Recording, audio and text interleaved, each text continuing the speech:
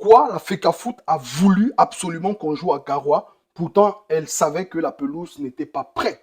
Le Cameroun est probablement l'un des pays les plus alcooliques au monde, au moins dans le top 5, l'un des pays qui consomme le plus d'alcool. Imaginez qu'on prélève, je ne sais pas, 5% ou 1% seulement sur chaque bouteille, ou même 1 franc CFA sur chaque bouteille d'alcool consommée au Cameroun.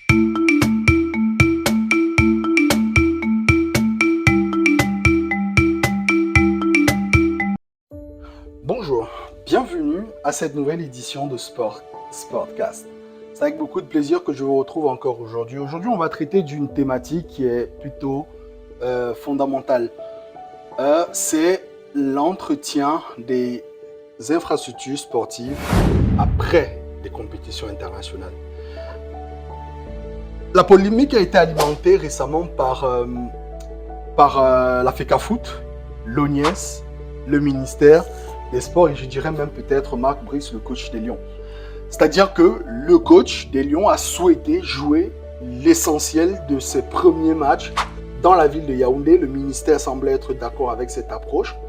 Et donc la FECAFOOT, elle, n'était pas très enchantée à l'idée que cela arrive. Donc elle a souhaité que le match se joue à Douala. L'ONIES, qui est donc l'Office national des infrastructures et des équipements sportifs, a fait savoir à la FECAFOOT que malheureusement, le match ne pouvait pas se jouer à Douala du fait d'un certain nombre de raisons, la météo et tout ce qui va avec. La FECAFOOT a ensuite sollicité Garoua et on lui a fait comprendre que Garoua, c'était pas envisageable parce que le stade ne devait pas être prêt. La FECAFOOT a insisté de jouer à Garoua et le match s'est joué à Garoua. Et les Lions ont gagné. Ça, il faut le dire, bravo aux Lions. Par contre, la problématique qui se pose aujourd'hui est que les Lions ont gagné, mais la pelouse était exécrable. La qualité de l'infrastructure était vraiment déplorable et effectivement, l'infrastructure n'était pas prête. À partir de ce moment, la question que les uns et les autres se posent, c'est de savoir pourquoi la FECAFOOT a voulu absolument qu'on joue à Garoua, pourtant elle savait que la pelouse n'était pas prête. Là est aujourd'hui la problématique. Mais en réalité, le problème, ce n'est pas celui de la FECAFOOT. Parce que dans les conditions normales de température et de pression, si un match doit se jouer au Cameroun, eh bien, si le coach avait par exemple dit que le match devait se jouer à Garoua, il allait se jouer à Garoua.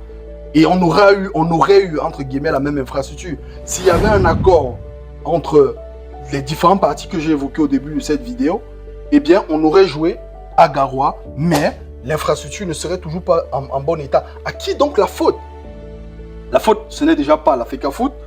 La FECAFOOT estime, du point de vue marketing, que si elle rapproche les Lions indomptables de différents publics, eh bien, elle peut créer une certaine émulation, une certaine communion et peut-être générer beaucoup plus de ressources que, par exemple, si elle joue à Douala ou si elle joue à Yaoundé. Donc, elle a le droit d'avoir une vision marketing. Elle a le droit d'avoir une vision managériale différente, une vision différente de celle que nous autres Camerounais avons ou pas. Et donc à partir de ce moment, la question qu'il faut aujourd'hui donc se poser, c'est de se dire, ok, maintenant qu'on sait que ce n'est pas la faute de la FECAFOOT, à qui donc la faute? Ce n'est pas la faute de l'ONIES non plus. Parce qu'il faut qu'on vous dise une chose.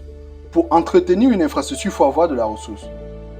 L'entretien d'une infrastructure annuelle coûte 10% de sa valeur globale. Ça veut dire que si une infrastructure a coûté 100 milliards, son entretien, chaque année, reviendra à 10 milliards de francs CFA. Notamment tout ce qui concerne l'entretien de la pelouse, l'entretien des gradins, des vestiaires, des infrastructures annexes, et puis tout ce qui est système logiciel, parce que toutes les stades fonctionnent avec énormément de logiciels. Il y a le software, il y a le hardware, les logiciels, les mécanismes, les systèmes.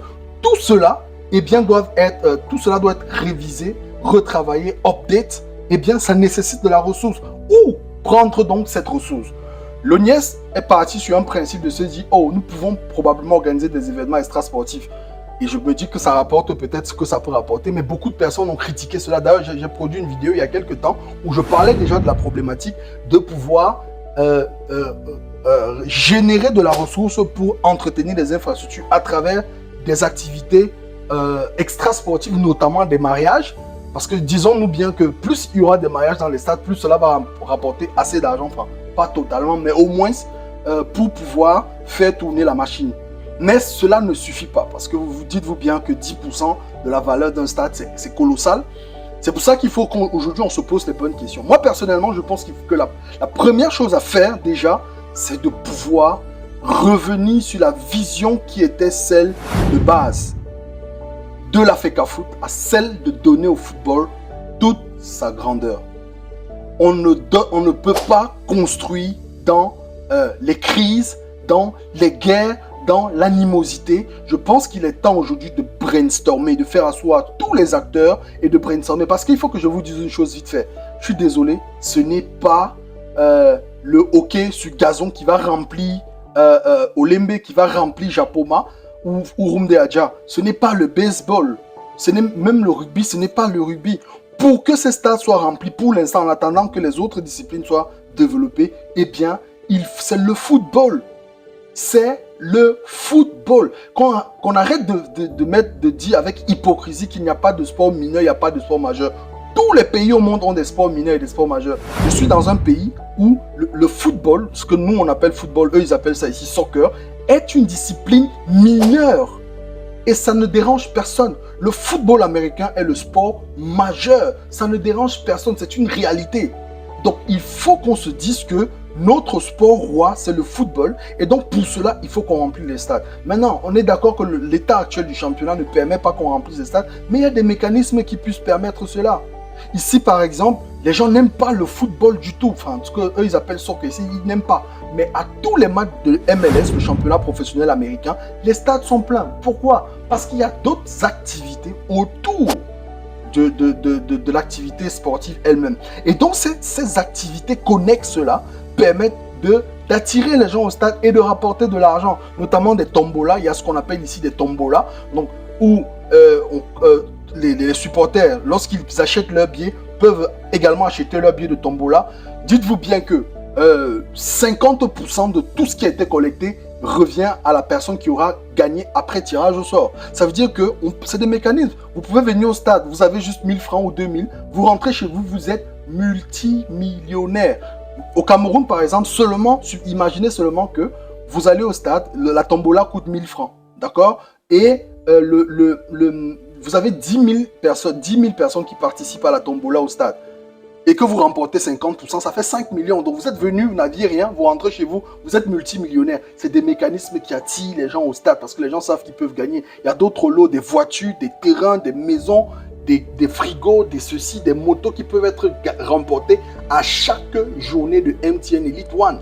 Au-delà de ça, il y a une autre solution qui est beaucoup plus législative, mais qui a tout son sens. D'ailleurs, j'interpelle ici le député Cabral Libi, l'honorable Cabral Libi, qui, je pense, est membre de la commission en charge des questions de sport, en dehors de ses autres fonctions, au sein de l'Assemblée nationale. Je pense qu'il y a quelque chose qui peut être fait dans la mise sur pied d'une taxe qui va permettre d'alimenter non seulement les activités sportives au Cameroun, mais également les infrastructures sportives. J'ai travaillé au Gabon avec une structure qu'on appelle l'Office national de développement du sport et de la culture. Et bien cette structure-là, c'est aujourd'hui la structure qui permet de financer toute l'activité sportive gabonaise.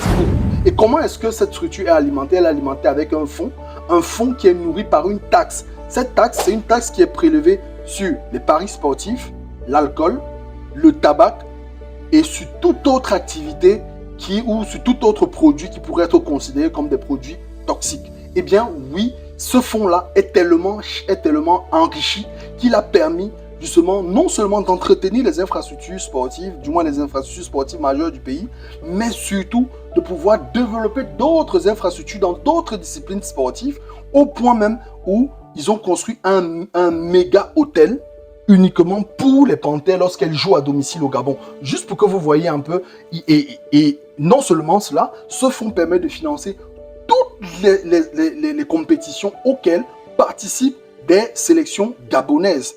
Oui, tout ne se passe pas toujours bien parce qu'il y aura toujours des questions de corruption, de détournement de fonds et tout, mais au moins, il y a une base financière avec laquelle on peut travailler. Le Cameroun est probablement l'un des pays les plus alcooliques au monde. au moins dans le top 5, l'un des pays qui consomme le plus d'alcool. Imaginez qu'on prélève, je ne sais pas, 5% ou 1% seulement sur chaque bouteille, ou même 1 franc CFA sur chaque bouteille d'alcool consommée au Cameroun. C'est énormissime. Imaginez, on prélève sur le tabac, on prélève surtout sur les paris sportifs.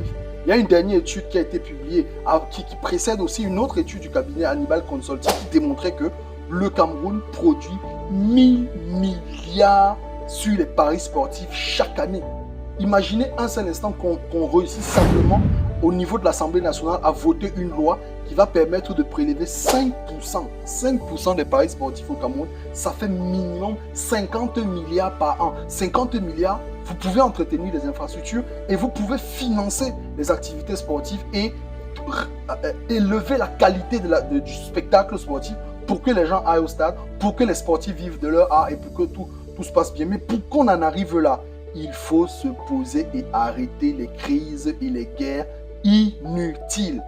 D'être des églisiens, des hiboux, de whatever, cela ne permettra en rien de développer notre mouvement sportif si on veut véritablement lui donner de la grandeur telle qu'il le mérite.